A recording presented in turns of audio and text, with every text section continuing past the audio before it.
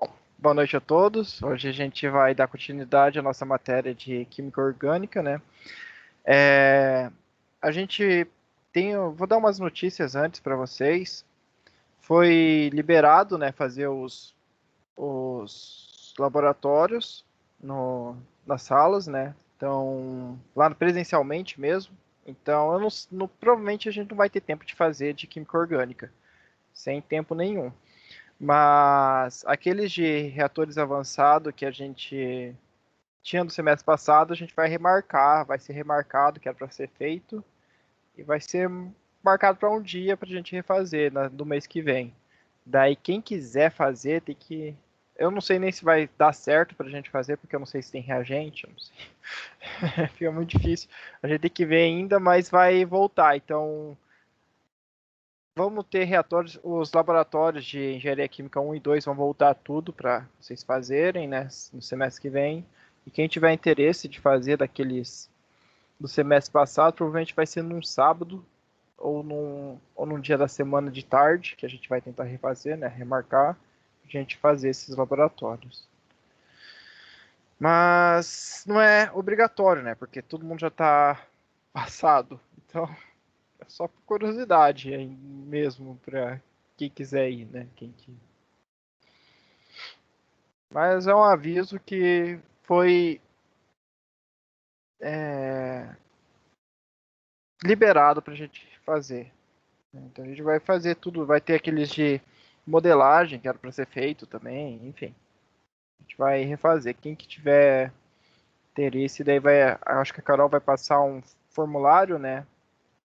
Para ver quem tem interesse de participar desses laboratórios. Mas eu não esperaria muita coisa disso, não. Porque não vale nota.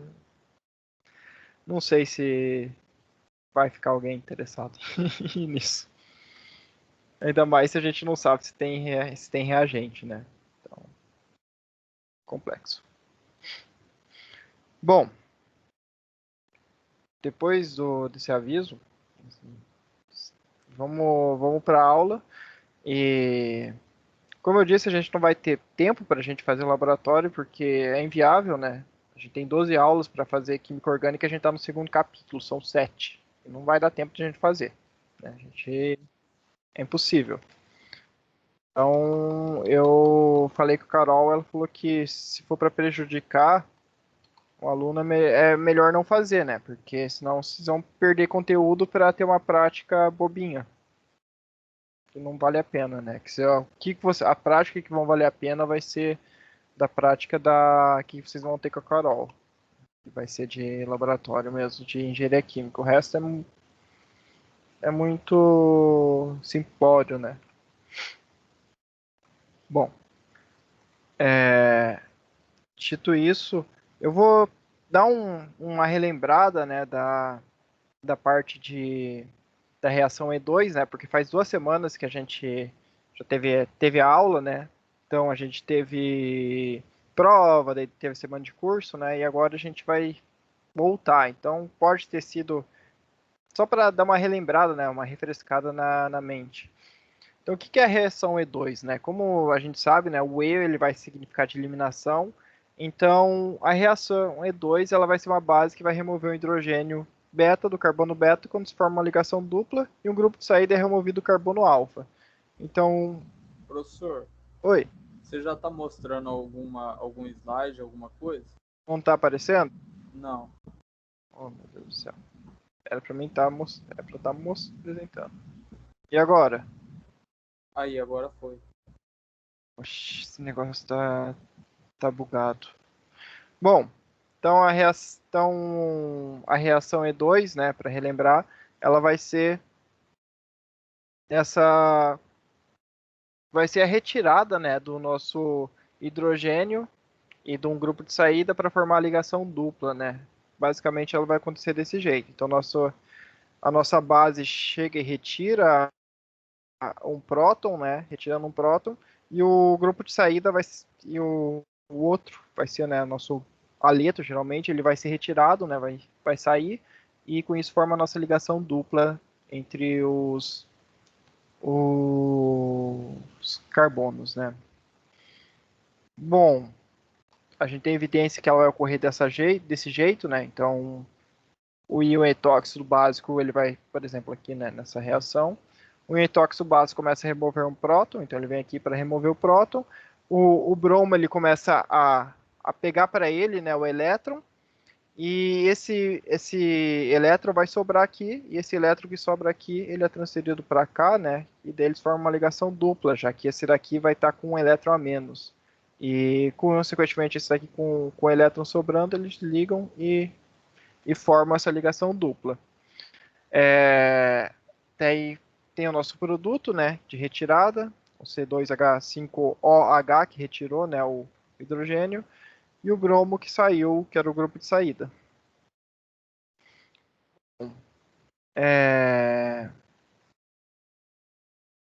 A gente depois viu que a regra de Zaitev, né, que a formação do alqueno mais substituído é favorecido com uma base pequena. Então a base, como que a gente identificava qual era o produto que formava, né? E nesse exemplo, né, nesse exercício que a gente tinha feito, a gente viu que era o mais estável, né? Ele seria o principal produto, né? Então, o mais estável era o produto B, por causa que aqui, opa, por causa que o B ele vai ter uma ligação dupla trissubstituída, né? Então, ela vai ter essa, enquanto o A ela é apenas monossubstituída. Então, a gente tem uma diferença, né, entre eles.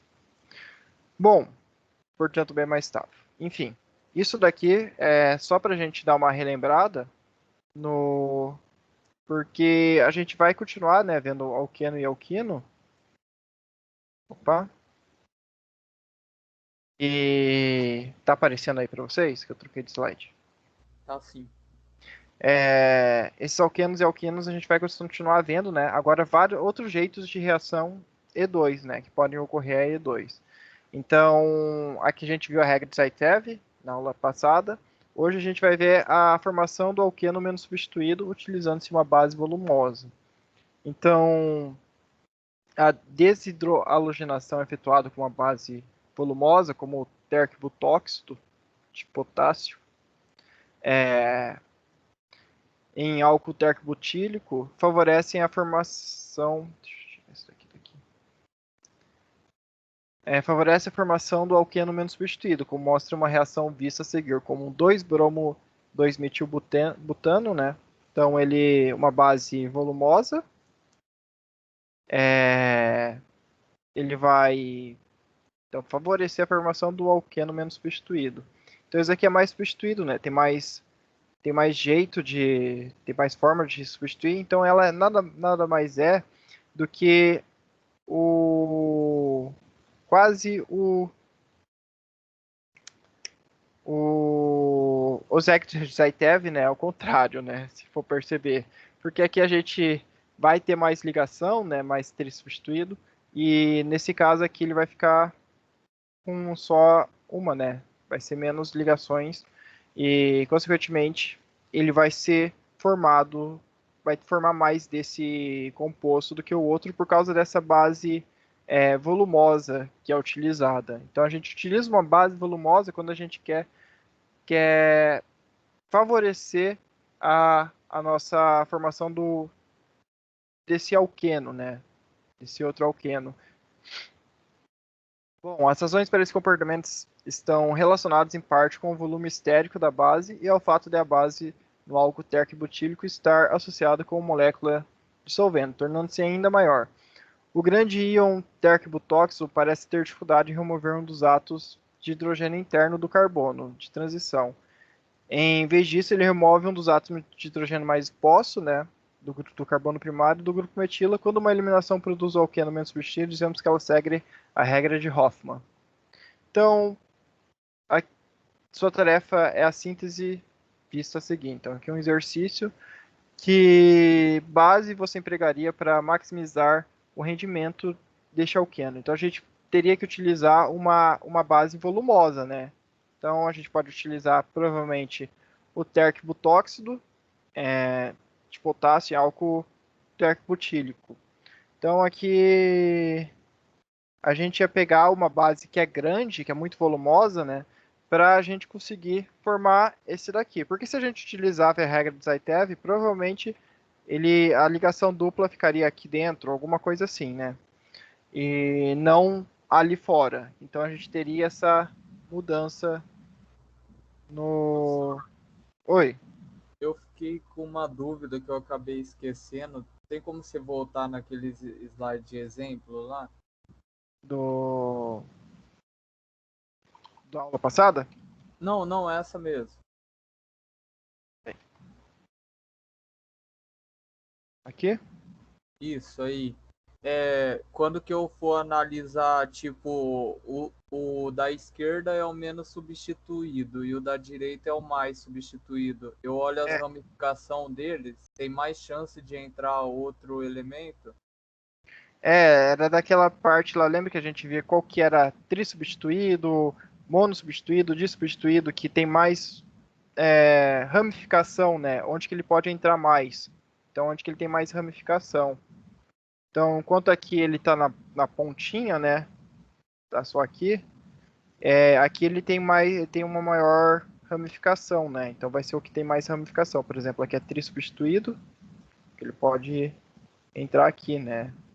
E aqui seria duas substituído porque tem duas, né? Dois jeitos. E aqui provavelmente seria mono porque só tem um jeito, entendeu? Por isso que a gente tem que ver onde que tem maior, onde que ele é mais substituído nesse caso, né? Então se a gente quer um que é o mais substituído, a gente aplicaria daí a regra de Zaitev que a gente viu que seria que se a gente quisesse formar, né? Porque ele seria mais estável, mas com uma base volumosa, ele vai acabar tendo dificuldade para retirar o próton que está dentro aqui, né? O H que está aqui dentro, e ele vai retirar o que está fora, que é mais fácil, né? Que está mais exposto. Então, por isso, ele vai pegar e vai formar mais esse composto que é menos substituído, que tem menos ramificações, né? Beleza. Então esse basicamente é o inverso da regra de Zaitev, né? Porque na regra de Zaitev era o contrário, que a gente viu lá que era formado o produto que era mais substituído, né? Por causa da sua estabilidade e tudo mais. E ela é utilizado, quando você vai utilizar a regra de Zaitev, você utiliza uma base pequena. Então é assim, regra de Zaitev é uma base pequena. Se a gente quiser o mais quer formar o menos substituído, a gente utiliza uma base volumosa. Então essa é a diferença entre as duas, certo? Então se a gente tivesse usando uma base pequena, a gente formaria esse. Se a gente estivesse usando uma base grande, a gente formaria mais desse. É assim que acontece. Tranquilo, né? Sim, sim, é que eu só tinha esquecido esse negócio de tri substituído. Do substituído, né? Aham. Eu imaginei por isso que eu tentei passar alguma coisa rapidinho lá, só pra gente não. Pra gente lembrar, porque faz 2 semanas que a gente não vê, né? Então é normal esquecer mesmo. Bom, esse é então a gente uma das formas, né, do menos substituído e é basicamente a mesma coisa que o Zaitev, só que daí utiliza uma base volumosa e ela vai remover o hidrogênio externo, né? Enfim. Agora, o outro jeito, né, a estereoquímica das reações é a orientação dos grupos no estágio de transição. Então, os 5 átomos envolvidos no estágio de transição de uma reação em dois, incluindo a base, têm que ser complanares, ou seja, tem que estar nos mesmos planos. A gente viu isso lá na regra de Zaitev, que eles têm que estar no mesmo plano para que ocorra a reação E2, né? Então, a exigência da coplanaridade da unidade HCC do grupo de saída, né? Então, o que ele colocou aqui foi o H com o carbono ligado com o carbono que está ligado com o grupo de saída para daí formar essa dupla, né? Eles têm que estar no mesmo plano. Surge da necessidade de uma superposição apropriada dos orbitais na formação da ligação π do alqueno que está sendo formado. Existem duas maneiras que isso pode ocorrer. Então vamos ter dois jeitos de ocorrer essa formação, né? Então, a conformação anticoplanar é a geométrica preferida do estado de transição. Então, vamos ter esses dois jeitos aqui. Vamos ter um estado de transição anticoplanar, que é o mais comum, né?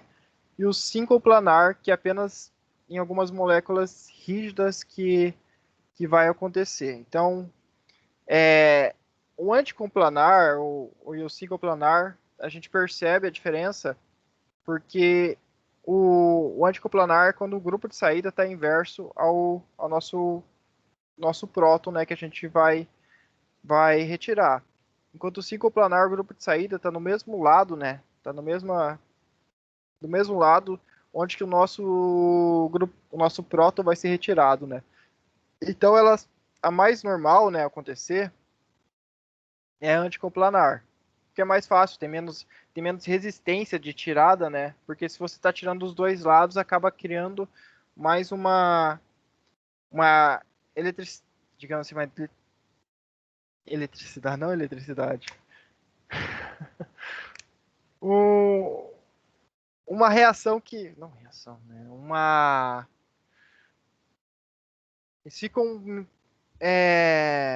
impedindo de fazer isso, porque acaba ficando mandando toda a carga para baixo, né? E aqui ela fica mais estável, digamos assim. Então a gente não tem essa diferença dessa carga aqui, porque de um lado está sendo tirado, mas o outro lado também está sendo tirado. Então a gente tem essa estabilidade formada, uma estabilidade um pouco maior, né? Enquanto aqui elas são do mesmo lado e acaba interferindo no nosso jeito, né? Na nossa molécula. Então, ela provavelmente vai ter que ser mudada, né? O estado de transição cicloplanar ocorre apenas com moléculas rígidas que são incapazes de assumir o arranjo anti. A razão, né, é o estado de transição anticoplanar é alternado e, portanto, de energia menor, enquanto o da estado de transição cicloplanar é eclipsado, né? Então, foi o que eu disse. A gente tem uma energia menor, né, aqui, então é muito mais fácil a gente tirar, porque tem essa estabilidade, fica muito mais fácil. E aqui a gente, dos dois lados, é só pensar, pô, a gente tem que retirar dos dois lados, fica as moléculas, elas acabam ficando não tão estáveis, né? Fica mais difícil acontecer. Então, se ela não consegue chegar nesse estado anticoplanar, ela vai ocorrer no cicloplanar. Mas se ela consegue chegar, né? Se ela consegue inverter, ela consegue chegar nesse. A gente tem ela na forma anticoplanar. Parte da evidência para a preferência dos grupos pelo arranjo anticoplanar vem dos experimentos realizados com moléculas cíclicas. Dois grupos orientados axialmente em carbonos adjacentes, em uma conformação em cadeira do ciclo hexano, são anticoplanares. Se um desses grupos é um hidrogênio e o outro é um grupo de saída, as exigências geométricas para o estado de transição anticoplanar são satisfeitas. Nenhuma orientação dos grupos axial equatorial, nenhuma equatorial permite formação de estado de transição anticoplanar. Então aqui o hidrogênio beta, né? Então a gente tem aqui uma cíclica, né? Aqui o hidrogênio beta e o cloro são ambos axiais. Essa orientação então vai permitir que a gente forme o anticoplanar. Então aqui enquanto nessa daqui, né, que é uma projeção de Newton, mostra que o hidrogênio beta e o cloro são anticoplanares quando ambos são axiais. Então eles são invertidos, né? Mas eles têm que estar nessa inversão para ficar mais fácil correr. Então a gente vai ver mais para frente algumas coisas, né, que provavelmente podem ocorrer se eles não estiverem no single-planar, podem favorecer outro tipo de reação.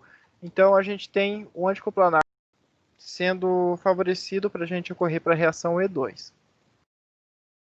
Como exemplos, vamos considerar o comportamento diferenciado em reações E2 de dois compostos contendo anéis ciclohexano, o cloreto de neomentila e o cloreto de mentila. Então aqui a gente tem dois diferentes, né? Onde que a gente vai ter invertido a posição, né? Então aqui a gente vê que o cloro ele está nessa posição e aqui o cloro ele está na mesma posição do CH3, né? Então a gente tem a mudança da posição. Na conformação mais estável do objeto de neometila, ambos os grupos de alquilas são equatoriais e o cloro é axial. Existem também átomos de hidrogênio axiais, tanto no carbono C1 quanto no carbono C3. Então a base pode atacar qualquer um desses átomos de hidrogênio e atingir um estado de transição anticoplanar. Para ocorrer uma reação E2, né? Os produtos correspondentes a cada um desses estados de transição, 2-menteno e 1-menteno, são formados rapidamente. De acordo com a regra de Zaitev, 1-meteno com a ligação dupla mais substituídos é o produto principal. Então aqui a gente tem as duas, né? Então aqui tem o cloreto de neomentila. Ambos os hidrogênios verdes são anticoplanares, né? Em relação ao cloro nessa formação. Então aqui ele tá, os outros eles não vão ser atacados, né? Porque fica mais complexo da gente tirar.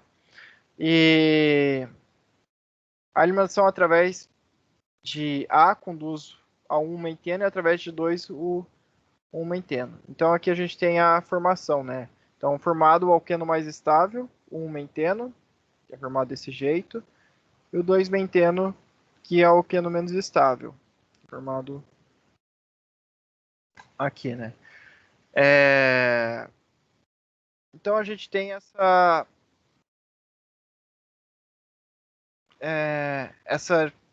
vamos dizer assim, esse mecanismo, né, ocorrendo utilizando sempre os anticomplanares, que vão ser o que vão ser formados, e os produtos correspondentes a cada um desses estádios de transição, né, que daí seria os dois que vão ser formados de acordo com a regra de Zaitev. Por outro lado, a conformação mais estável do cloreto de metila contém todos os 3 grupos, incluindo o cloro equatoriais. Para o cloro tornar-se axial, o cloreto de metila tem que assumir uma conformação na qual o grupo isopropila, que é um grupo grande, e o grupo metilo também são axiais. Essa conformação tem energia muito maior, a energia livre de ativação para a reação é grande, porque ela inclui a energia necessária para a mudança de conformação. Então, quando a gente tem que fazer essa mudança, a gente vai ter que mudar para o anticoplanar, né? A gente vai ter que gastar energia para fazer que ela mude para o anticoplanar, para que depois a gente consiga fazer a reação. Então, acaba sendo necessário uma energia muito maior, né? Mas para a gente conseguir com que a reação ocorra. Por isso, o cloreto de metila sofre uma reação E2 muito lentamente. O produto é inteiramente o 2-menteno, porque o átomo de hidrogênio no carbono C1 não pode ser anti em relação ao cloro. Esse produto ou qualquer outro resultante de uma reação para produto, o alqueno mencionado, é algumas vezes chamado de produto de Hoffman. Então aqui a gente tem o cloro e o hidrogênio, né, na conformação mais estável.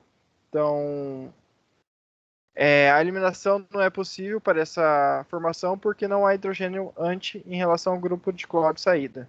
Então, aqui a gente precisaria ter tá desse jeito, né, de um lado e do outro. Então, aqui a gente não tem, como a gente não tem um hidrogênio que consiga chegar desse jeito, né, ficar na posição anti, fica difícil a gente acontecer a reação E2. Então a eliminação é possível nessa conformação. Então a gente consegue, se a gente conseguir transformar nessa conformação, porque daí a gente transforma em anti, né? Porque o cloro está em cima e o H está aqui embaixo. Então, consequentemente, a nossa base, né? Aqui é uma base pequena, ela consegue atacar e vai formar o nosso produto. Então a gente tem que chegar nessa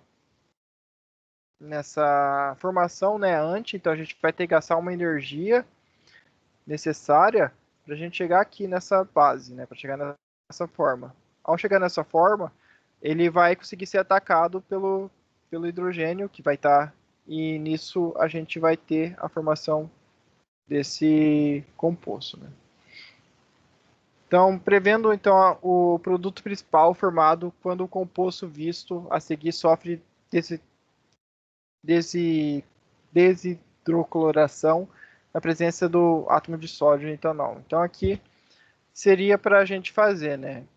Então, sabemos que para uma reação E2 de desidratação, o cloro tem que estar em posição axial. Então, a gente tem que transformar ele né, o cloro, em uma posição axial com hidrogênio para a gente conseguir fazer com que ocorra. Então, a conformação vista a seguir apresenta o cloro axial e tem 2 átomos de hidrogênio que são anticoplanares. Então, aqui a gente vai ter a posição aqui e aqui.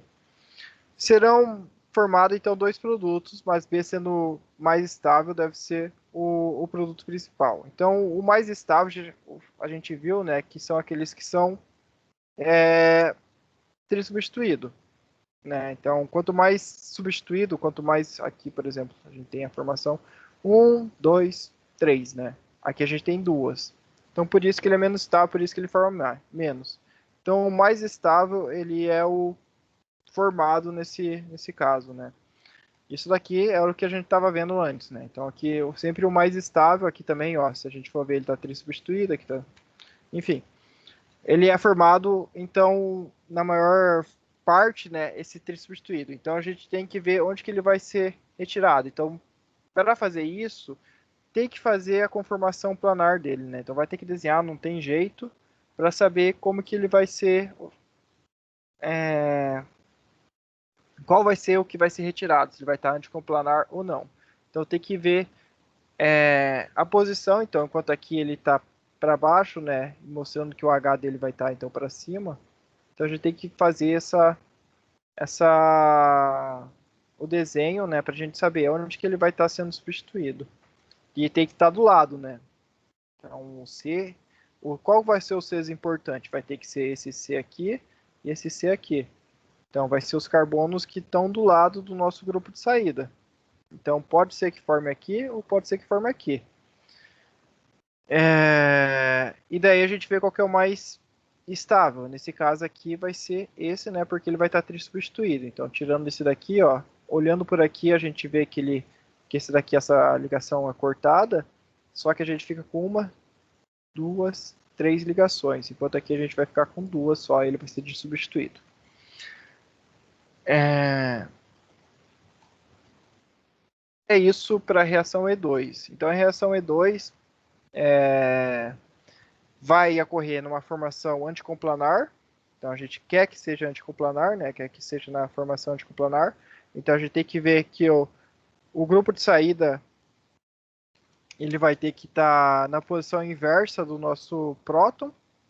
Então é sempre assim que vai ocorrer. Se ela estiver na sincoplanar, dificilmente vai ocorrer. Se ocorrer, vai ocorrer muito lentamente. Então é muito improvável que ocorra. E provavelmente quando for ocorrer, em vez de ocorrer pode ser que ocorra uma SN2 ou uma SN1, pode ocorrer outro tipo de reação em vez da propriamente a E2, se ela tiver desse jeito, né?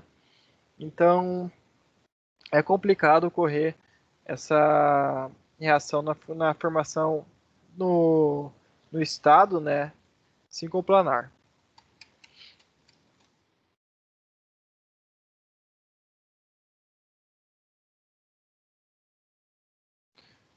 Bom, alguma dúvida dessa parte?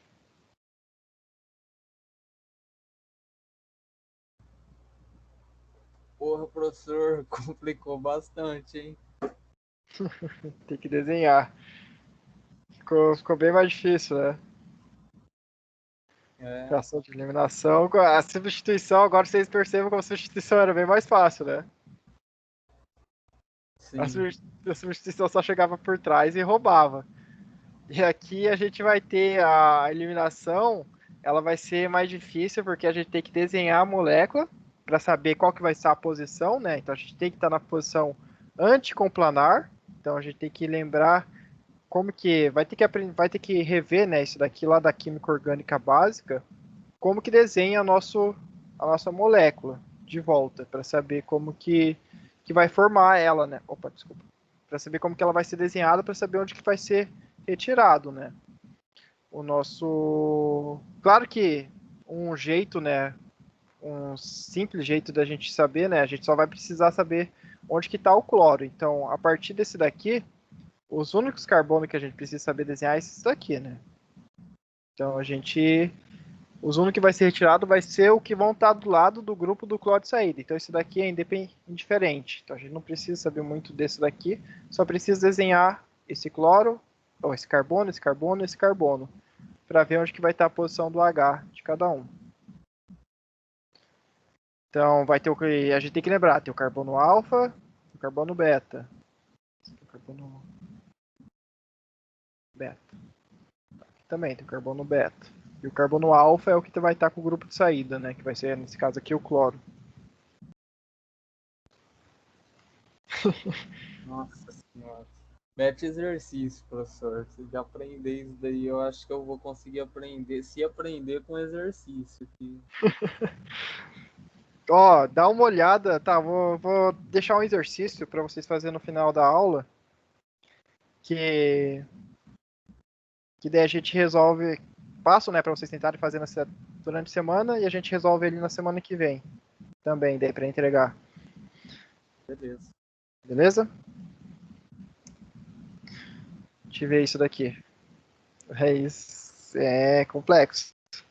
Vai ser bem mais difícil que a substituição. A substituição era a parte simples, né? A gente vai cada vez dificultando mais. E a química orgânica, se o professor quiser ferrar o aluno, ele consegue. Porque ele pode colocar vários, né? Você chega no mecanismo, vários mecanismos, e você tem que saber qual que vai ocorrer lá. Ixi, Maria, aí complicou.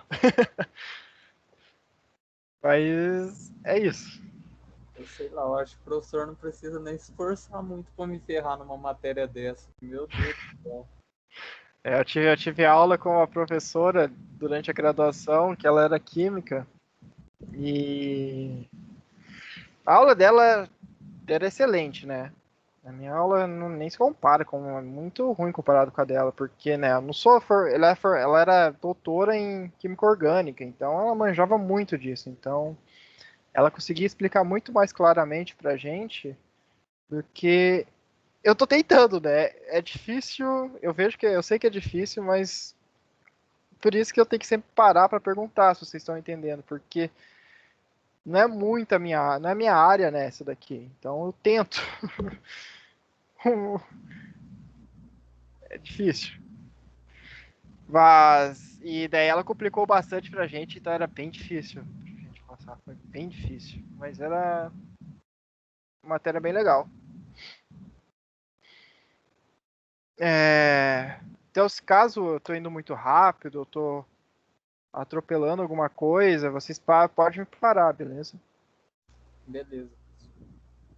Até melhor pra mim, porque daí fica mais fácil. Parar, explico de volta, vejo outras formas de explicar. Bom, essa era a reação E2. Agora a gente vai ver a reação E1. A E1 também a gente vai ter com eliminação, né? Só que ela vai ter algumas reações, elas vão seguir uma rota que exibe uma cinética de primeira ordem. Então, lá de reatores, né, que a gente já viu, né, quando que a de primeira ordem, KCA elevado a 1, né, a gente sabe que a cinética de primeira ordem, como que vê através do menos RA, pela lei da velocidade a gente sabe identificar. E então, elas não vão seguir essas eliminação então para cinética de primeira ordem vão ser do tipo E1. Então, as reações E1 competem com as reações SN1. Enquanto a reação E2 elas iam competir com a reação SN2, a reação E1 elas vão competir com a reação SN1. Então, lembra que nas aulas passadas, né, tinha exercício lá que na lista mesmo que eu acabei colocando que aconteceria eliminação. Então, ela estava competindo através de eliminação em vez com a substituição, né? Então, elas se competem entre si. Então, ou vai correr SN1, ou vai correr SN2, ou vai correr E1, ou vai correr E2. Então, nesses casos, né, até agora. Então, para E1, vai competir com SN1. Então, quando a gente tinha o SN1, era... Alguém lembra? Tem como você repetir, professor? Qual que era o mecanismo do SN1? Quando que era SN1 e quando que era SN2? Ixi, eu nem lembro. O SN2, um era mais estável. Qual que era o mais estável? Eu acho que o E tinha que substituir por mais estável. Eu via por ligação, quantidade de ligação. Isso, então, é É, isso o aí. carbono primário é SN2 e Ai, terciário é SN1. isso, então, por estabilidade, né? Então, aqui o SN1, ele é aquele carbono terciário, que vai estar mais estável. Então, o E1, ele vai estar competindo naquela reação mais estável.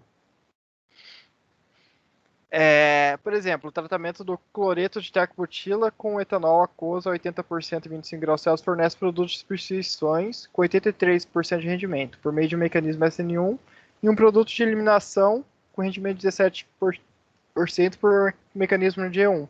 Então, vai acontecer muitos casos, né, onde que vai acontecer esses dois mecanismos acontecendo junto. Então, podendo formar tanto por eliminação quanto por substituição e vai formar produto, né? A gente, como a gente viu já nas aulas, né, a gente não forma, a gente tem uma quantidade que é formada, a gente não tem só um mol, né, que é formado. Então, se tem só um mol, ele pode formar qualquer um dos dois, mas provavelmente ele vai formar o que tem o maior rendimento, que por exemplo nesse caso aqui seria SN1. Então aqui a gente tem o cloreto de terc-butila, que ele é carbono terciário, né? Aqui a gente vê, tem 3CH3 aqui, e com Cl, né? Que está ligado a ele. Então ele vai ser retirado o Cl e vai formar o álcool de terc-butila ou terc-butil éter e tioéter, né? Então vai ser formado esses dois produtos ou ela vai acontecer por eliminação. Então, pode ser que ela ocorra a eliminação, e na eliminação, então, ela vai retirar um hidrogênio, né, que vai formar uma dupla, e o cloro sai. Então, vai acontecer a mesma coisa, né, vai ser formada uma dupla, mas o cloro vai sair. A etapa inicial, então, tanto para substituição como para eliminação, é a formação de um cátion terc-butila. Então, lembra que aqui não importava o tanto de solvente que a gente tinha, né? A gente tinha que acontecer primeiro a retirada, né, do nosso cloro para ele conseguir formar o nosso cátion. Então, quando forma o cátion, que é o nosso produto intermediário, vai ocorrer então aqui tanto a E1 contra a SN1, né? Essa também é a etapa determinante da velocidade, então lembra que a etapa determinante da velocidade vai ser a etapa lenta, né? Então a etapa lenta é a de quebra, né, da ligação do cloro. Assim, ambas reações apresentam cinética de primeira ordem e são unimoleculares na etapa determinante da velocidade. Então aqui nada mais é, né? Se a gente for colocar, pode ser, por exemplo, um menos RA igual KCl, né? Que concentração de Cl. Deixa eu colocar a concentração de Cl. Só pode ser, né? Não tenho certeza se pode ser isso, mas, por exemplo, aqui poderia ser menos RH igual a KCl. K de concentração de Cl. E seria a primeira ordem nisso, né? Então, reação de primeira ordem são E1, são SN1. Então, quando a gente tem reação de primeira ordem, a gente tem esses tipos de reação. Se ocorre a eliminação, depende da seguinte etapa, né? Então, vai depender a etapa rápida. Então, vai ser como que vai, ela que vai determinar o que vai ocorrer.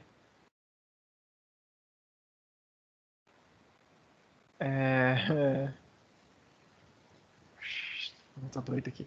Se uma molécula de solvente atua com uma base e remove um dos átomos de hidrogênio beta, o produto é o 2-metilpropano e a reação é E1. Então vai depender de como que a molécula solvente vai atuar. Então, se ela atua como uma base e remove, ela vai formar a nossa eliminação. Então, se o nosso solvente aqui, né, ligado com o hidrogênio com o oxigênio, ele remover, né, o nosso próton, ele vai remover aqui, esse hidrogênio aqui, ele vem para o solvente, né, e consequentemente ele forma isso daqui, forma essa dupla, né, mas Se uma molécula de solvente reage como um nucleófilo, então vai depender. Ela vai depender se ela vai. Qual parte que ela vai atacar, né? De carbono positivo do cátion tercbutilo, o produto é o álcool tercbutilo ou tercbutil etil éter e a reação SN1. Então ele vai atacar. Então pode ser que forme isso daqui. Então a reação E1 quase sempre vai acompanhar uma reação SN1. Então sempre quando a gente tiver E1, ela geralmente vai ter uma SN1. Então vai depender de como que ela vai ocorrer, né? A gente vai ver mais pra frente como que vai ser, como que a gente vai favorecer a reação E1 em vez da reação SN1. Porque se elas estão ocorrendo ao mesmo tempo, está ocorrendo E1 e SN1, né? E a gente quer que forme o produto E1, que a gente quer que forme esse produto, em vez de estar formando o nosso produto de substituição, né? A gente vai ter que procurar alguma forma de fazer com que isso ocorra. Então a gente vai ver isso mais para frente, mas é importante lembrar, né, que aqui quando a gente vai ser então em carbono de primeira ordem, sendo geralmente, né, terciário, onde que a gente vai estar ocorrendo essa substituição, né, essa remoção. Então aqui a gente tem um mecanismo para ela, né? Então, Professor, Oi. eu não entendi a diferença do SN1 e E1. É tipo, vai ser a mesma molécula referente aos dois, só que eles vão formar diferentes produtos. Isso. Então a gente vai ter o nosso cátion, né, que ele vai ser formado aqui, e daí ele pode ser atacado de duas maneiras diferentes. Então ele vai poder ser atacado por eliminação, ou ele vai poder ser atacado por substituição. Então ele vai acontecer pode ocorrer das duas jeitos, né? Geralmente vai ocorrer as duas jeitos, né? Então a gente tem que escolher qual que a gente quer que forme, né? Então a gente vai, eu quero que forme por eliminação ou eu quero que forme por substituição, né? Qual que vai ser o meu produto? Se eu quiser que forme por eliminação, o nosso solvente, né, vai atuar como uma base e essa base ela vai retirar o nosso próton. O próton que está ligado aqui no nosso cátion, né? Então retira do nosso próton e esse próton acaba sendo retirado, né? A gente forma o nosso CH2 igual C, né? Igual C. CH2 ligação dupla de C. Igual C. E com isso é formado, né, uma reação por eliminação. Porém, se ele não atuar, né, se ele atuar com o nucleófilo, o que vai acontecer? Ele vai atacar o cátion aqui, né, e ele vai perder, né, o Hzinho ele perde aqui e forma o CH3 ou do solvente, né? Então vai acontecer igual o CN1 acontecia, né? Ele ataca, pode entrar de qualquer dos lados, lembra que não tem diferença, né? Porque aqui ele está livre, então ele pode ser atacado de qualquer dos lados que tiver. E é formado esse composto, né? Então aqui ela é formado depende de como que vai agir o nosso solvente. Se ele agir como nucleófilo, forma SN1. Se ele agir como base, vai formar E1. Então a gente tem que escolher, né? Fazer assim qual que você quer. Então você tem que priorizar aquela reação e daí você vai encontrar algum jeito de chegar até lá. Mas isso a gente vai ver mais pra frente. Beleza? Mas são formados os dois. Então a gente tem nesse caso aqui, né? Nesse caso, 83% forma por SN1. E enquanto 17% vai formar por E1. Então, se a gente tem 100 moléculas, né? Então, 83 moléculas são formadas dessa e 17 são formadas dessa. A gente tem então, a gente tem que tentar priorizar alguma das duas. Qual que você vai querer, né? Aqui está um mecanismo, né, de como que vai ocorrer. Auxiliado, então, pelo solvente polar. Lembra que o átomo de cloro sai com com um par de elétrons, que vai ser a etapa lenta, né, para a gente chegar até lá. Então ele vai sair e vai formar o nosso cátion. Então essa etapa lenta produz o carbocátion terciário relativamente estável e um íon cloreto. Os íons são solvatados e estabilizados pela molécula de água.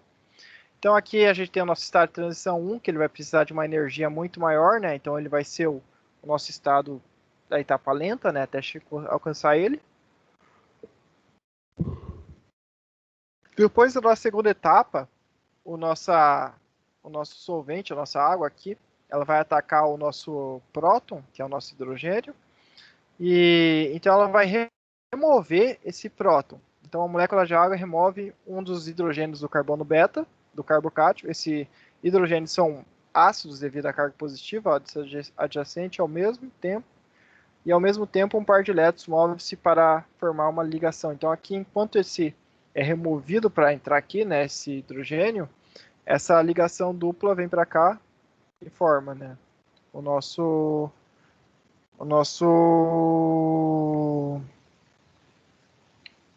composto, nosso composto por eliminação. Então aqui, se a gente for ver, ela segue a mesma relação que a gente tinha quando a gente tinha o SN1 e o SN2.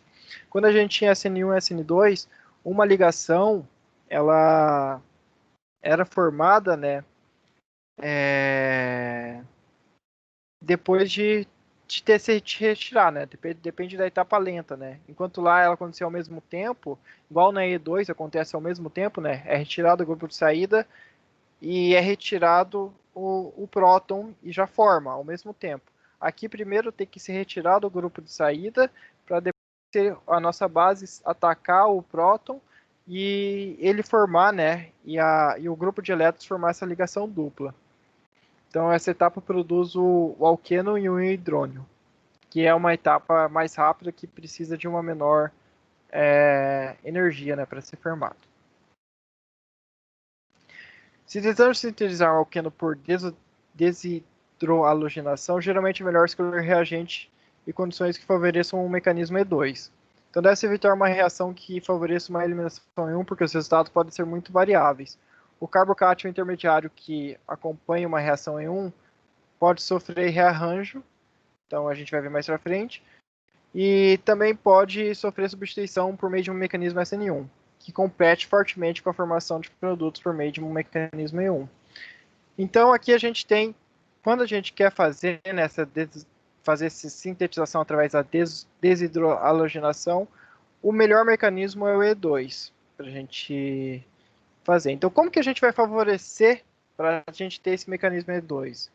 Então, se possível, utilize um haleto de alquilo secundário ou terciário. Por que a gente vai ter que utilizar um haleto de alquilo secundário ou terciário? Porque o impedimento estérico no substrato inibe a substituição. Lembra? Quando a gente tinha o SN2, o que a gente queria? A gente queria um mais fácil, né, de ser retirado. Então, aquele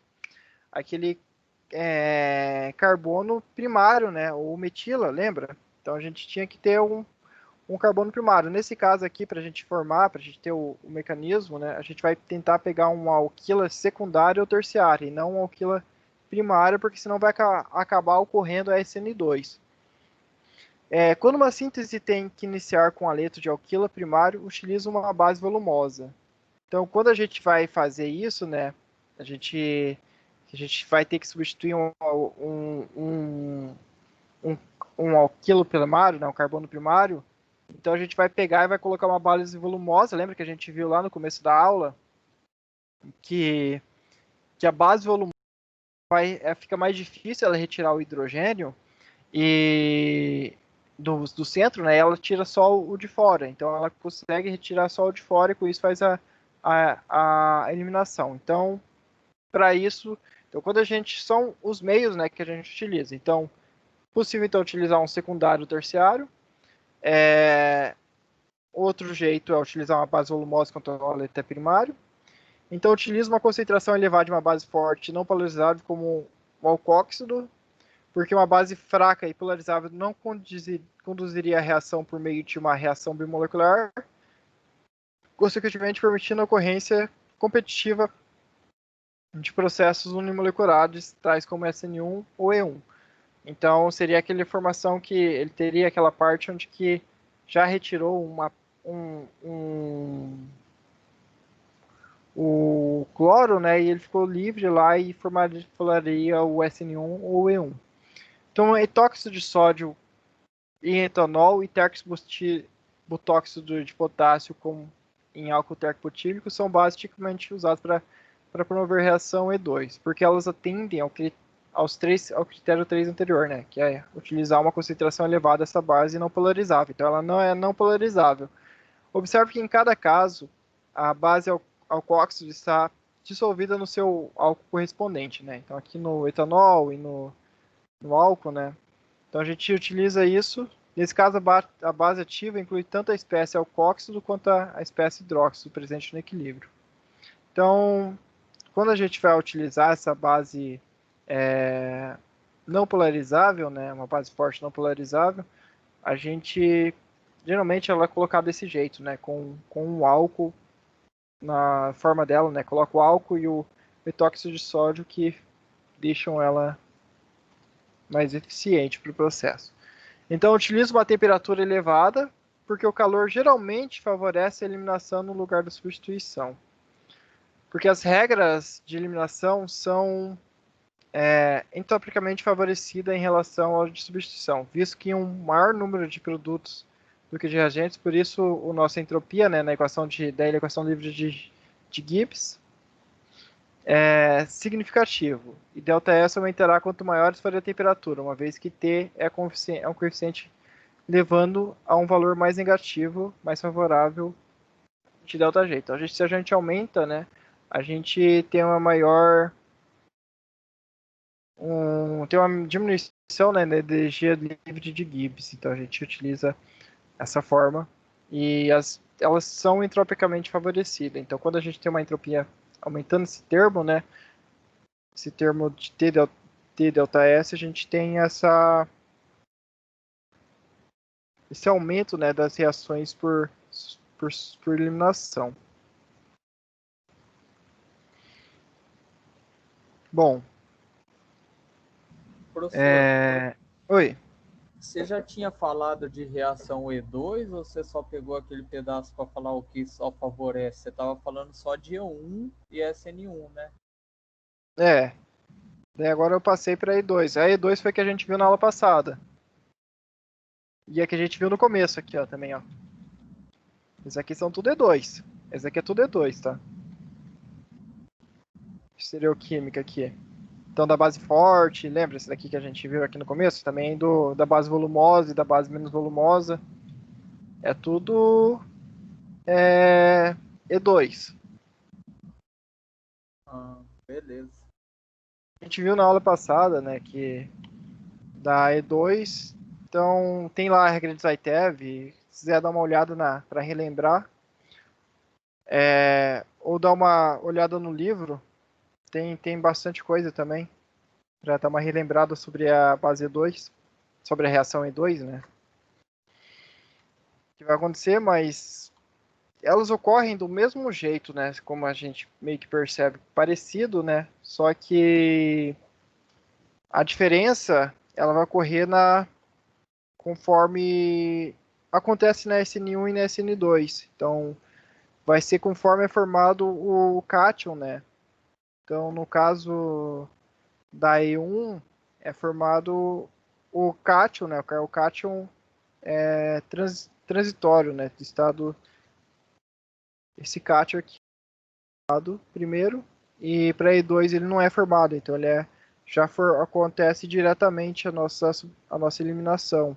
Então a gente não tem essa etapa lenta, é direto para a etapa rápida. Lembra muito o E1 ao SN1 SN2 nesse caso. Vamos ver então a competição. Entendeu, Guilherme? Não. Mais alguma coisa? Realmente. Ai, ai. Então, é que tem que. É que nem reatores, né? Uma coisa leva a outra aqui. Então aqui a gente vai continuar desse. É uma coisa que vai engatando em outra, que vai engatando em outra. Sim, depois eu dou uma puxada nos slides anteriores. A gente tem que lembrar, vai ter que lembrar do SN1, SN2 e continuar, né? Porque eles vão tá aí. A gente vai ter que lembrar desses mecanismos. SN2, eu esqueci a E2 mesmo. Ah, tá. Mas E2 é de eliminação do. Que daí pela base mais menor ou a base maior, né? Que vai ocorrer diretamente. Mas dá uma olhada lá, qualquer coisa. Se tiver dúvida na próxima aula, você pode perguntar. Fica Beleza. mais fácil, né? Se não entender. Então aqui, qual que vai ser a competição entre as reações de eliminação? Como que vai ser nessa competição? Todos os nucleófilos são base em potencial e todas as bases são nucleófilos em potencial. Isso porque a parte reativa, tanto dos nucleófilos quanto das bases, é um par de elétrons, não compartilhados. Não deve surpreender, então, que as reações de substituição nucleofílica e as reações de eliminação frequentemente concorrem entre si. A variação do potencial de uma reação levar a uma substituição ou a uma eliminação pode ser uma tarefa desconcertante para o estudante de química orgânica. Para ajudar você a dominar esse conceito, vamos agora resumir os fatores que influenciam, né? E que tipo de reação é favorecido e fornecer alguns exemplos. Então aqui, como determinar se a substituição, né? Vamos ver aqui SN2 versus E2. Só ver um negócio aqui, só um segundo. Ah, sim, a SN2, a E2, na verdade, é aquela que transforma o carbono em ligação dupla, né? Isso, mas aqui a E1 também. A E1 também? A E1 também.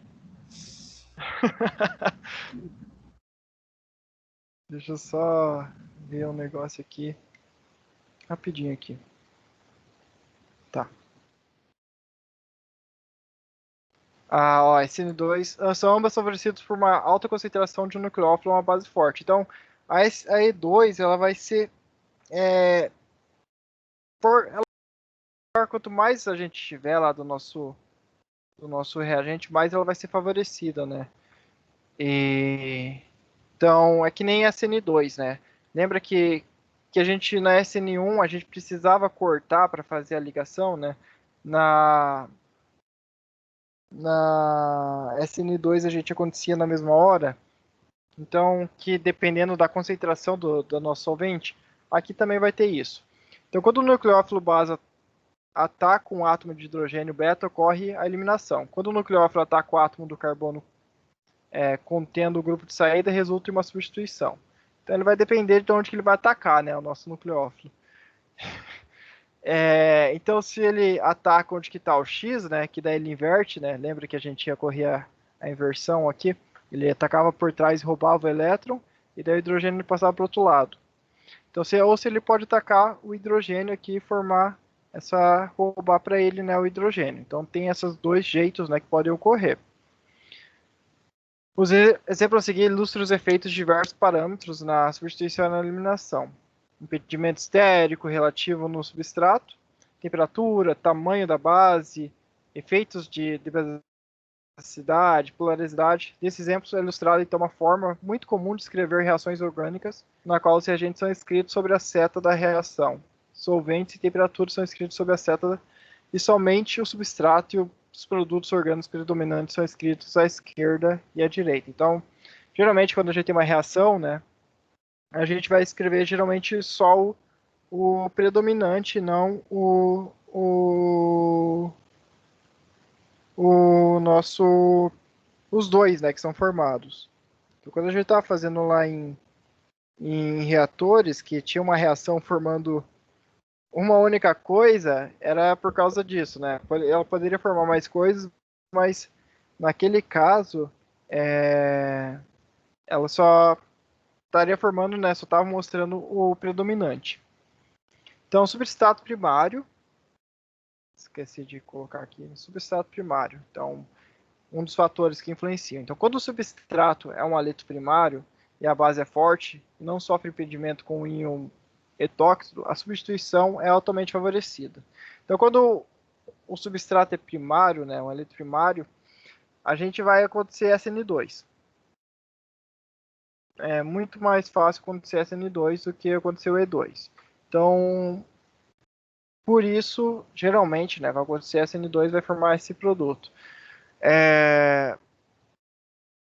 Porque o haleto primário, né, ela é muito reativo, né? Lembra que é muito fácil sair, o bromo quer sair, é muito fácil é muito mais fácil a gente tirar o bromo nesse haleto do que tirar o hidrogênio. Então o hidrogênio acaba ficando mais complicado, né? Então a saída do bromo e a entrada do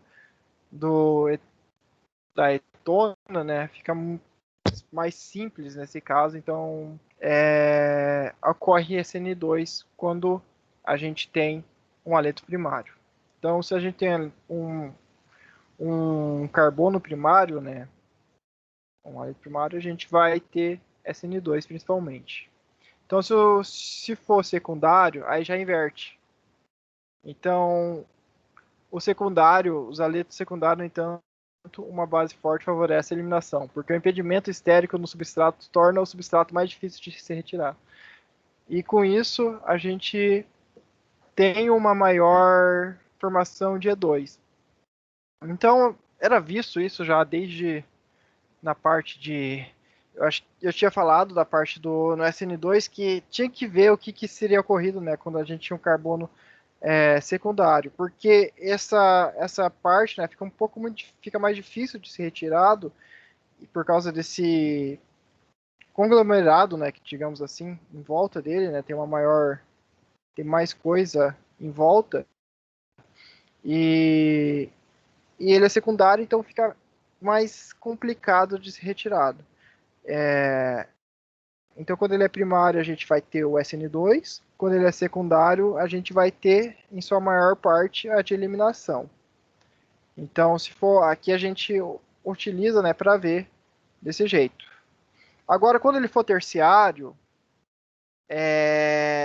fica mais complicado. Então, com haletos terciários, o impedimento estérico no substrato é severo e uma reação SN2 não vai ocorrer, né? A gente já tinha visto isso na aula passada, na aula de SN1, SN2, que só ocorreria SN1, né? No carbono terciário.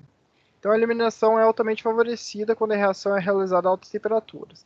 Então, para a gente favorecer a eliminação, a gente vai ter que aumentar a temperatura. Então, para a gente favorecer que ocorra, em vez do SN1, um E1, a gente vai aumentar a temperatura, né? Então, sem aquecimento, é formado o E2, né, mais o SN1. Então, quando a gente está sem aquecimento, é formado desse jeito. Agora, quando a gente aquece, é formado apenas o E2 e o E1. Então, a gente tem um favorecimento, né? E isso, o grande problema desse caso aqui, por exemplo, que a gente viu que o SN1 está mostrando, né, sem aquecimento, uma taxa, uma menor quantidade, é que ele é muito... A gente não pode prever isso para todas as reações. Porque lembra que a gente viu no exemplo aqui anterior, onde que a gente tinha um E1, né, tinha a SN1 ocorrendo e formava 88. Então fica um pouco mais complicado. Então um jeito de eliminar, né, para ter só eliminação, é a gente então aquecendo a nossa reação. Então quando a gente aquece a reação e a gente tem um carbono terciário, a gente só vai ter reação por eliminação. O que não ocorre sem aquecimento. Então essa regra da termodinâmica, né, que a gente tinha a lei de Gibbs aqui, que é favorecido, né, a eliminação é favorecida entropicamente, então a gente aumentando a temperatura, a gente diminui então o ΔG. E isso vai diminuindo o ΔG, é um menor campo que a gente tem que atravessar, né, uma menor dificuldade que a gente tem que atravessar para a gente conseguir chegar na eliminação. Então, um jeito, né, quando a gente um jeito de se formar as equações apenas por eliminação para carbono terciário é aquecendo ela. Para secundário, a gente vai ter, na maior parte, eliminação. E para primário, a gente vai ter, na maior parte, substituição. Então, a gente consegue agora analisar primário, secundário e terciário para saber o que vai estar ocorrendo. Então, se for primário, vai ser substituição e eliminação E2. Se for secundário, vai ter a eliminação E2, né, e o SN2 também formando, mas vai ter uma maior quantidade a eliminação. Se for terciário, ele pode formar tanto E1 quanto E2. Porém, o E2 ele pode ocorrer, né? Geralmente, quando a gente não tem aquecimento, é uma temperatura baixa, ele ocorre. E o E1 a gente vai ter uma maior dificuldade. Então, de ocorrer, né? A gente pode ter outros métodos para ocorrer, mas ele também ocorre. Então, são os dois métodos, né, de eliminação. Então, em grande maioria, a gente vai ter mais o E2 ocorrendo do que o E1. Então, o E2 vai ser na sua grande maioria. E para secundário vai ser 2, né? Para primário vai ser SN2 e para terciário pode ser E2 ou E1, mas vai ser dividido, né? A gente vai ver um pouco mais isso mais para frente, mas vamos ver que no terciário no terciário que vai ocorrer o E1, tá? Não é antes, é só no terciário. Pode ocorrer E2 também e o SN1 só no terciário. Então, resumindo, né? Vamos resumir aqui, fazendo um resumo.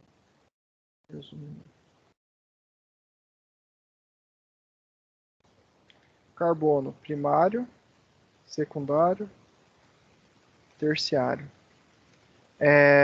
Mecanismo, vou colocar aqui, tá? MEC. Então, no carbono primário, sua grande maioria vai ser SN2. No carbono secundário, em sua grande maioria vai ser E2. O carbono terciário é uma incógnita, mas é nele que ocorre o E1. É só nele que vai ocorrer o E1. Mas aqui eu deixo uma incógnita porque a gente não sabe qual que é favorecido nesse caso, tá? Mas aqui pode ocorrer E1, E2 e SN1. Eu coloquei todos que podem ocorrer aqui. Mas eu não vou saber qual que é o favorecido porque ele depende da reação. E nos outros casos aqui na maior parte vai ser favorecido o SN2 e a maior parte que vai ser o E2. Então, carbono secundário, E2. Carbono primário, E1, SN2. Carbono terciário, E1, E2 e SN1. Beleza? Professor, Oi. tem como você me falar o que aconteceu para a formação do E2? O E2 aqui? Isso. Ele aconteceu como aconteceu direto, né?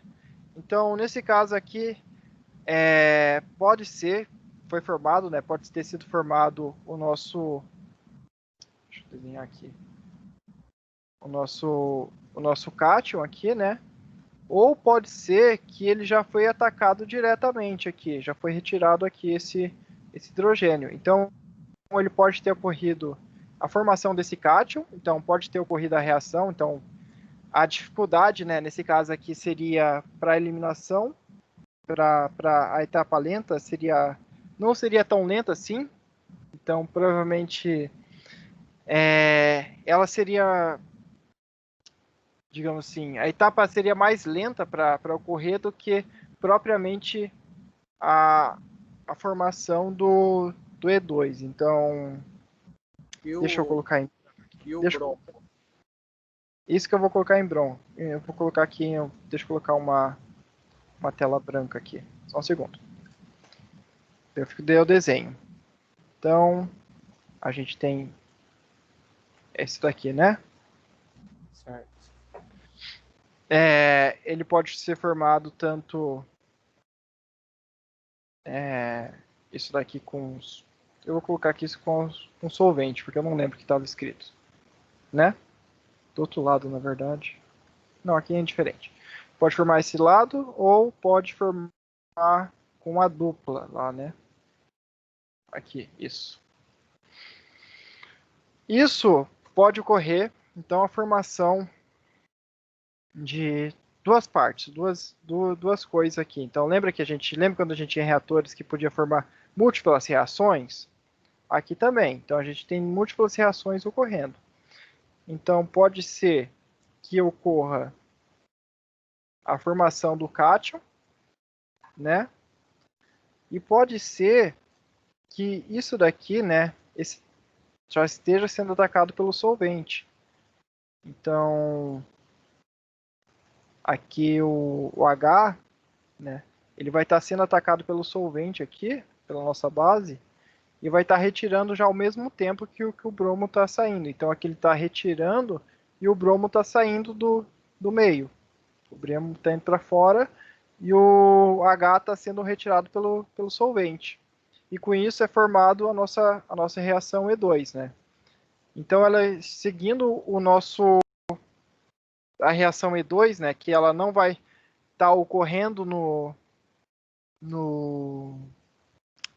a reação E1 não vai estar ocorrendo aqui porque o solvente tá sendo muito mais forte, né? Então aqui ela só vai estar ocorrendo, pode estar ocorrendo uma pequena parte. Eu não vou dizer que não está ocorrendo nada aqui da E1, porque pode ser que ocorra aqui, né? Está sendo ocorrendo uma E1 aqui nesse caso. Uma muito pequeno, então não compensa escrever, mas pode estar ocorrendo, tá? A E1 aqui. Então pode ser que está ocorrendo E1 também. Então aqui daqui ele vai formar o E1 e o SN1. Porém aqui é favorecido o SN1. O SN1 é favorecido nesse caso. E por aqui nessa eliminação, o nosso conjunto, a nossa solução, né, ela é muito lenta nessa parte, né? Então essa etapa aqui para tirar o bromo, para o bromo sair, né, para ele ficar livre, aqui, ele é uma etapa muito devagar e aqui para a gente formar o nosso cátion. E isso daqui, essa reação E2, acaba acontecendo muito mais rapidamente. Então a E2 ela tem uma maior facilidade nesse caso para ocorrer aqui. Então ela vai estar aqui retirando o nosso H, né, daqui e vai estar formando o nosso produto. Então vai estar ocorrendo a E1, SN1 e a E2 ocorrendo ao mesmo tempo. Só que a E2 ela é favorecida aqui porque essa etapa é muito devagar e essa etapa é mais rápida. Então a etapa. Onde que eu vou saber que vai ficar a dupla? A dupla, né, ela vai depender da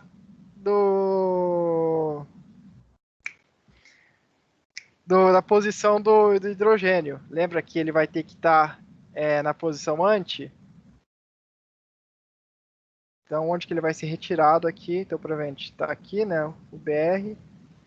E esse daqui é o grupo de saída, ele está invertido, né? Do hidrogênio. Então, ou ele pode estar aqui ou pode estar aqui, né? Porque ele vai estar sendo substituído em algum desses dois lugares, certo?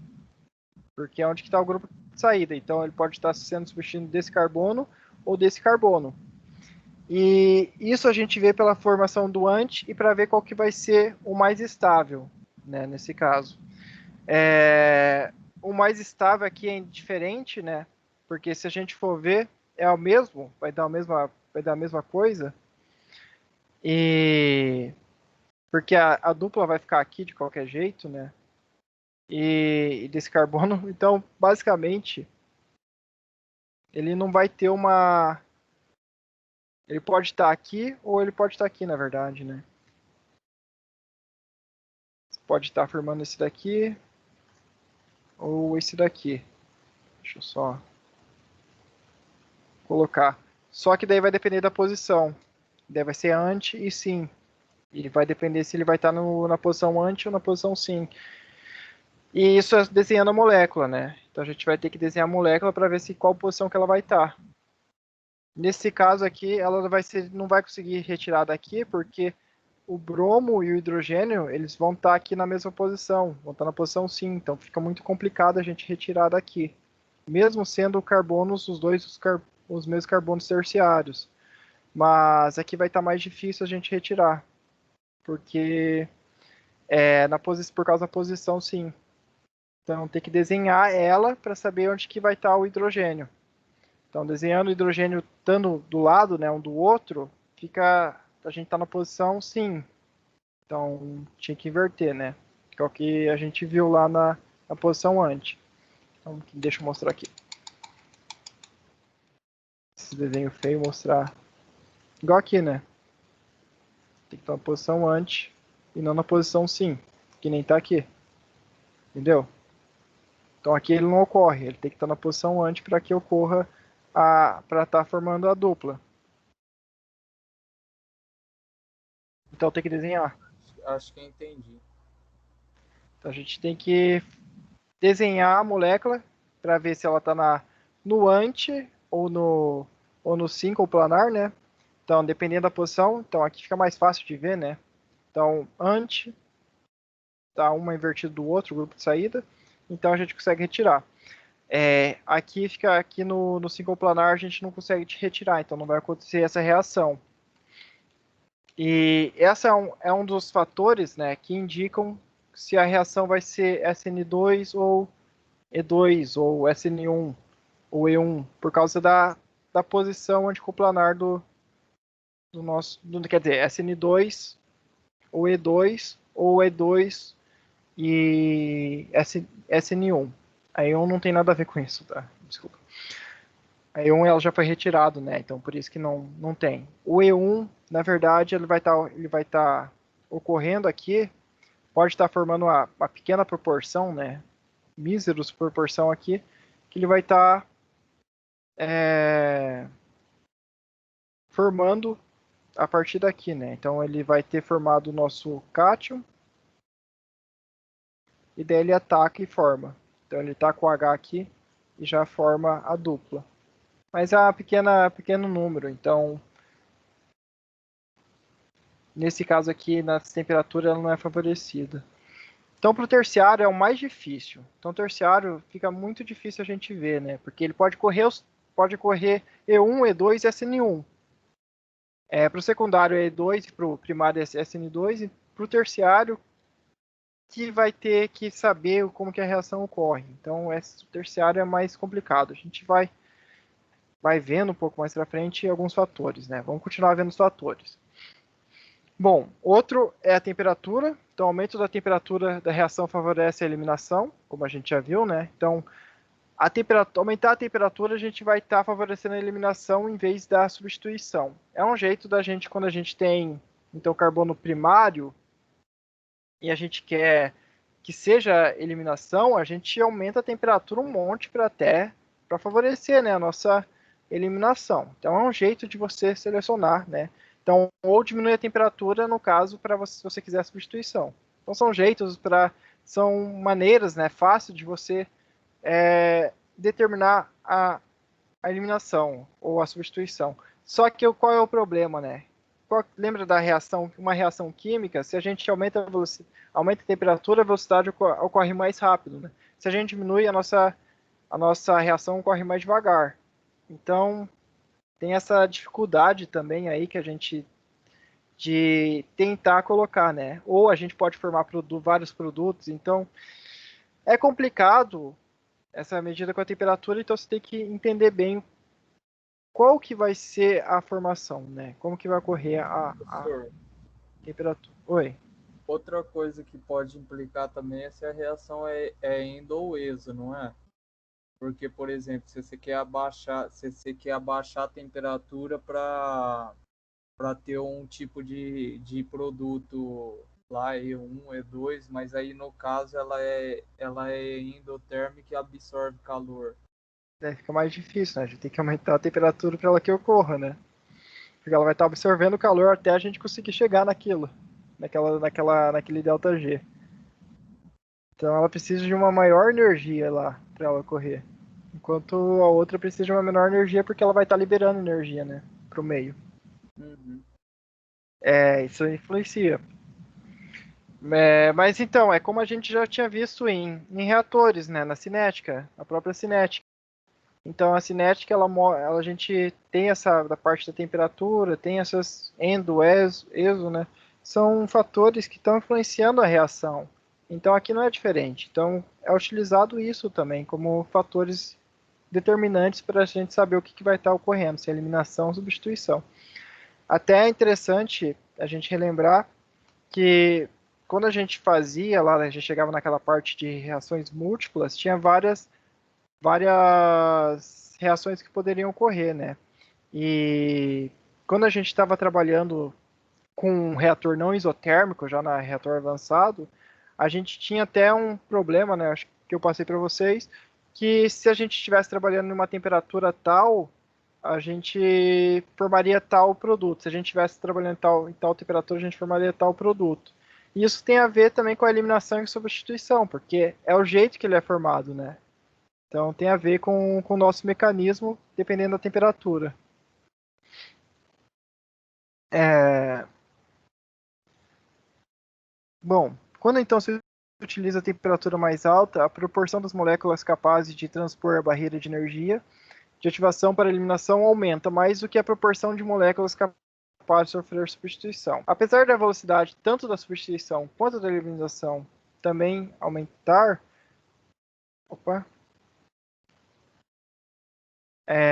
além disso, as reações de eliminação são entropicamente mais favoráveis que a substituição, porque os produtos de uma reação de eliminação são maiores em números do que os reagentes. E uma vez que a temperatura do termo de entropia na equação da energia de Lipschitz, há um aumento na temperatura intensifica ainda mais o efeito da entropia, né, que é o ΔS. Então, se a gente aumenta aqui o T, esse daqui vai estar aumentando cada vez mais.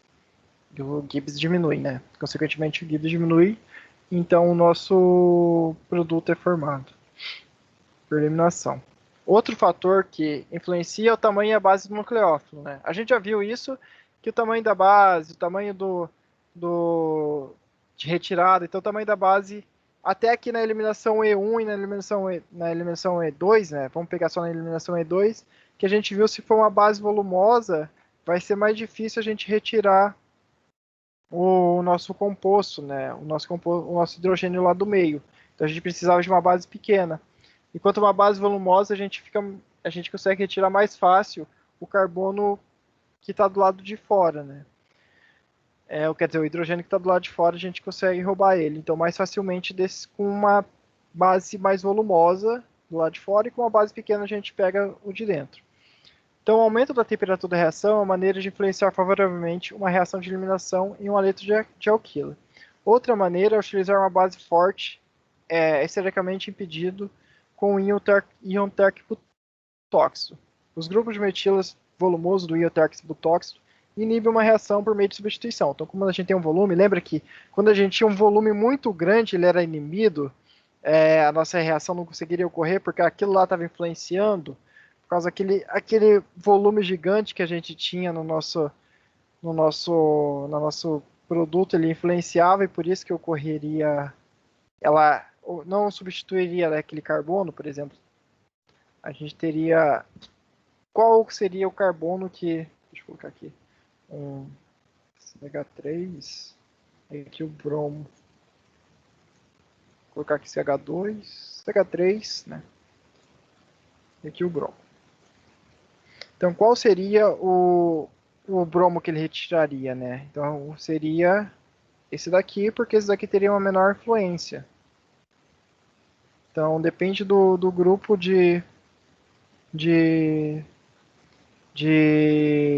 do tamanho, né, do nosso grupo. Então, ele vai influenciar a nossa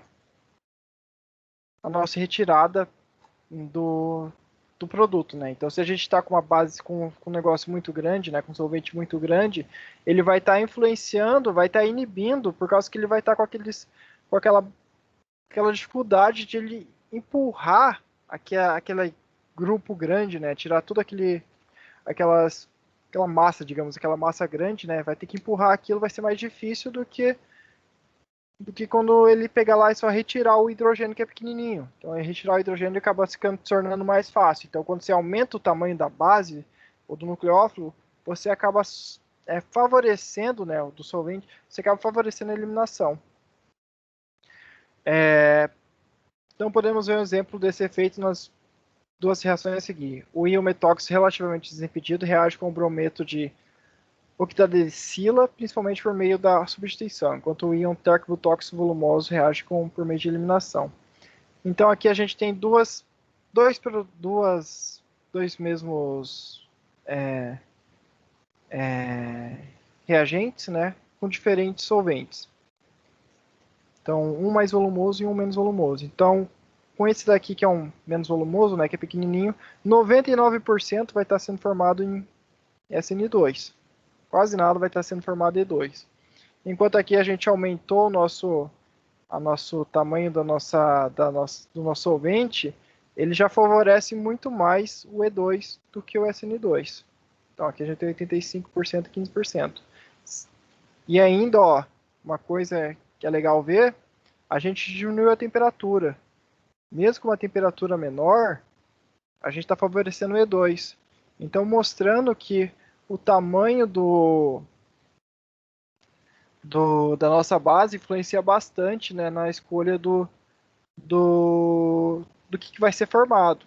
Então, o tamanho da base grande influencia para saber se vai ser E2 ou SN2. Beleza?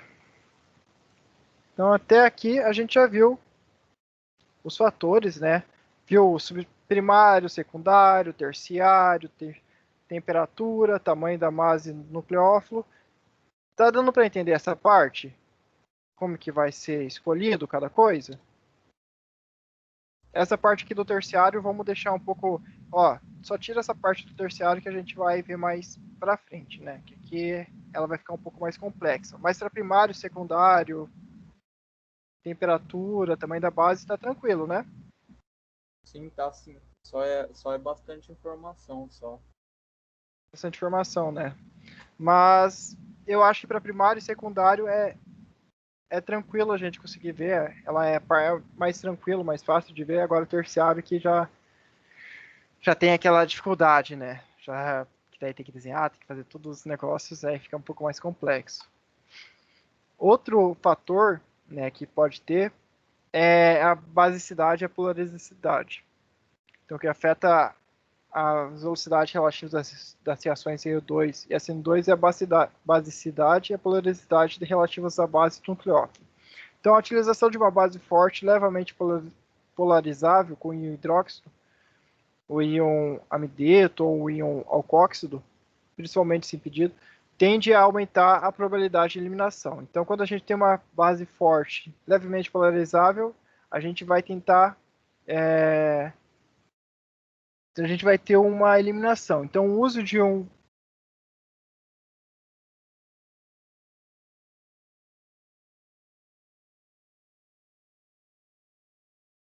opa, caiu aqui.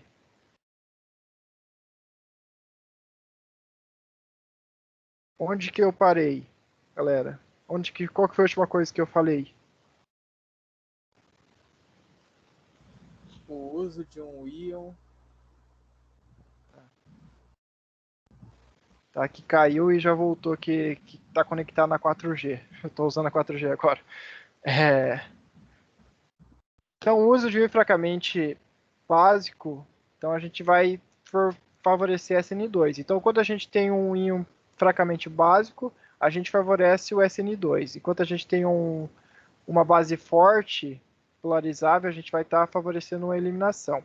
Então, o íon acetato, por exemplo, reage com o brometo do isopropilo quase exclusivamente por meio de um mecanismo SN2. O íon tóxico mais fortemente básico reage com o mesmo composto, principalmente por mecanismo E2. Então, isso aqui vai ver. Então, SN2 formando, e a gente pode estar formando uma formação do E2, né? Então, quando a gente tiver com íon tóxico, que é mais fortemente básico, então depende da força. Então, se for um mais forte, né, a gente vai estar formando um E2. Se for um mais fraco, a gente vai estar formando um SN2. Então depende da força que ele vai estar sendo retirado. E aqui ele vai estar formando, né, esse composto aqui, né. Então vai ser se tirado o bromo, sai o bromo e forma esse composto. Isso. Enfim. Depende da força da base para estar formando o E2. Bom, agora para aletos terciários. Então até aqui é tudo para aleto secundário, né? Aleto terciário, uma vez que as reações E1 e SN1 prossigam por meio da formação de um intermediário comum, então para estar ocorrendo SN1 e E1 a gente tem que estar formando um intermediário. Então os dois tipos respondem de maneira semelhante aos fatores que afetam as reatividades. As reações E1 são favorecidas por substratos que podem tornar carbocátions estáveis, ou seja, aletos terciários. Elas são também favorecidas pelo uso de nucleófilos pobres e geralmente são favorecidas pela utilização de solventes polares. Em geral, é difícil influenciar a separação entre os produtos das reações SN1 e E1, porque a energia livre de ativação para qualquer uma das reações que ocorrem a partir do carbocátion, perda de um próton ou combinação com molécula solvente é muito pequena. Na maioria das reações unimoleculares, a reação SN1 é favorecida sobre a reação E1, especialmente a baixas temperaturas. Em geral, no entanto, as reações de substratos de aletos terciários não encontram grande usos como método de síntese. Tais aletos sofrem eliminações muito mais facilmente. Então, o aumento da temperatura favorece a reação por meio de um mecanismo E1 à custa do SN1. Se um produto de eliminação é desejado a partir de um substrato terciário, é aconselhável usar uma base forte para favorecer o mecanismo E2 no lugar dos mecanismos E1 e SN1 que competem entre si. Então, o E1 ele vai ser nada mais do que uma base, né? Ele vai utilizar a mesma coisa que ele teria para o SN1. Então, aqui, a base fraca, ele seria a formação para o E1. Substratos que formam carbocátion estável, aleto terciário, né? E então aqui eles vão competir entre si, então esses fatores, né, a não ser a temperatura, eles vão estar sendo competidos entre si, entre o E1 e o SN1. Então fica um pouco complicado da gente determinar se ele vai ser E1 ou SN1. Então o melhor é utilizar uma base forte, né, um substrato, uma base forte que vai favorecer o E2, porque o E2 ele também ocorre, né, em aleto terciário.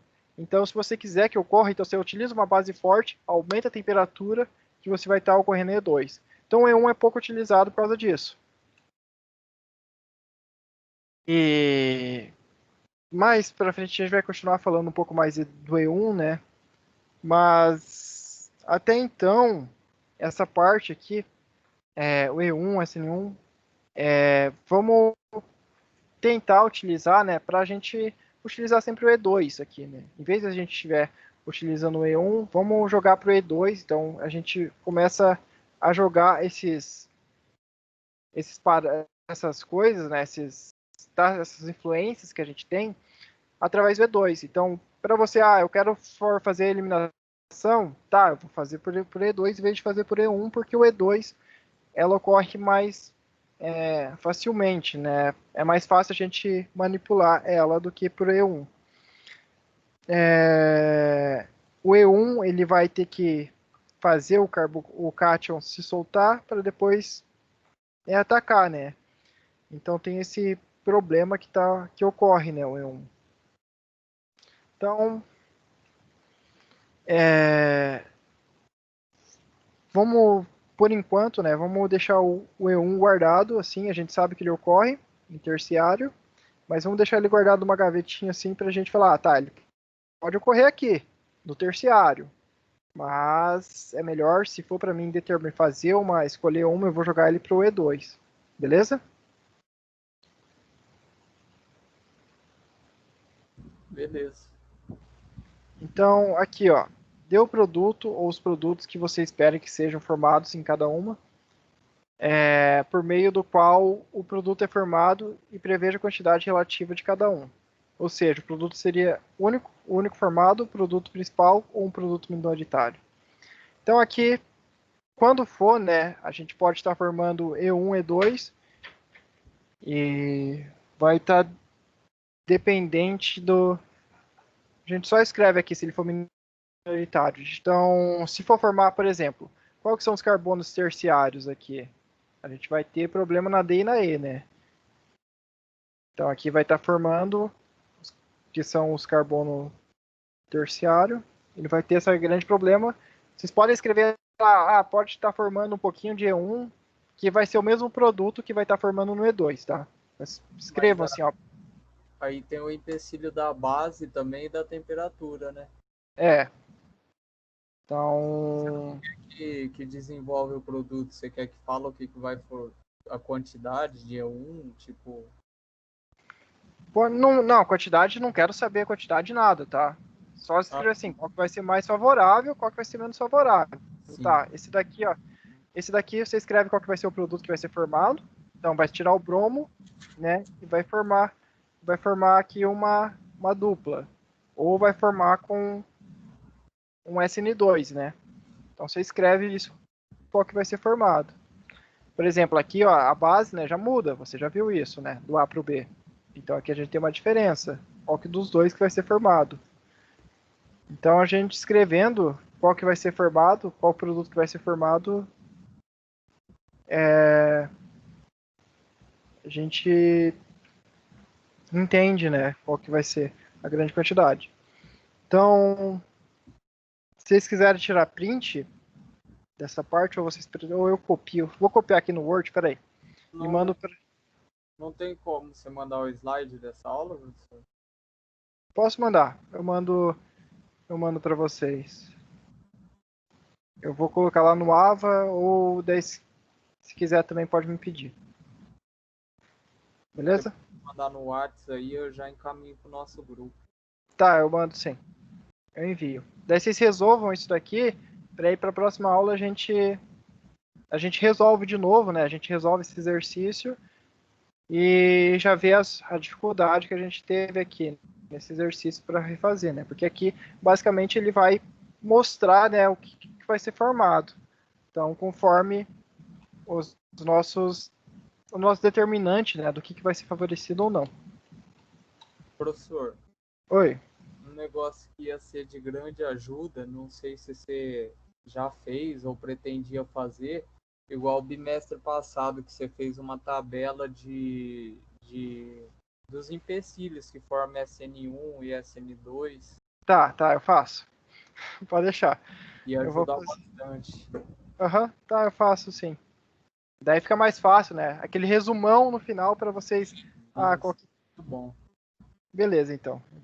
Eu vou para quando a gente terminar a matéria de eliminação, eu faço. Beleza. Beleza?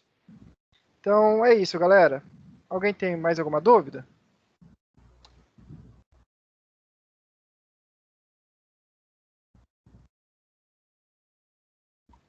Não? Então, obrigado pela atenção. Boa noite. Boa noite, professor. Falou. Falou.